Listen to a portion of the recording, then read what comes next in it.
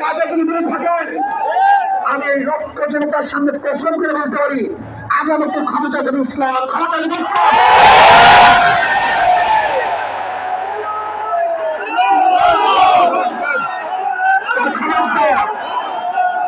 যদি মুনাফিকি করি তাহলে এদেশের মানুষ সচেতন হয়েছে, এদেশের মানুষ সব জ্ঞানী হয়ে গেছে।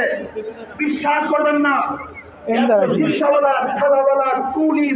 বক্তব্য শুনলে আমার আশ্চর্য হয়ে যায় বাংলাদেশের মানুষ কত সচেতন, তারা কত সচেতন হয়েছে।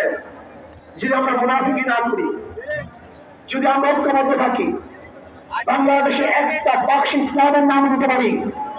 যেরকম আমেরিকা এবং ওই সাউথ ইসরায়েল ইরানের আক্রমণ করে ফেলেছিল, মুহূর্তের মধ্যে উচ্ছিন্ন করে দিবে।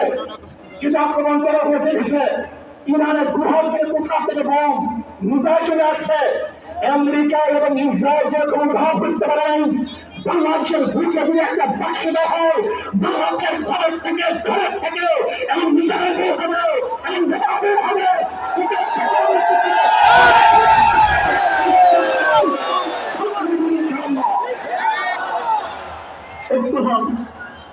মুনাফিকি করবেন না, একসাথ হন, ঐক্যবদ্ধ হন। এইটা মেসেজ থাকবে ঐক্যবদ্ধ ভাবে ক্ষমতার লোভকে সম্বরণ করে আমি ক্ষমতায় যেতে চাই না, ইসলামকে ক্ষমতায় দিতে চাই। আমি ক্ষমতায় যেতে চাই না, কোরআন ও সুন্নাহকে ক্ষমতা দিতে চাই। যিনি আদর্শ পালন করেন, এই নীতি আদর্শ গ্রহণ করেন, ইনশাআল্লাহ নাসরুন মিনাল্লাহি ফাতহুন করিম, অবশ্যই সাবিরিন। সেই দিন আসতে আমি দেখতেছি, আমার চোখের সামনে আমি দেখতেছি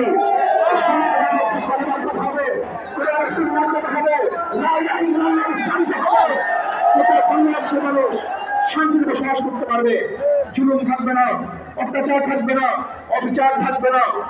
প্রত্যেকটা মানুষের প্রাপ্তি তাদের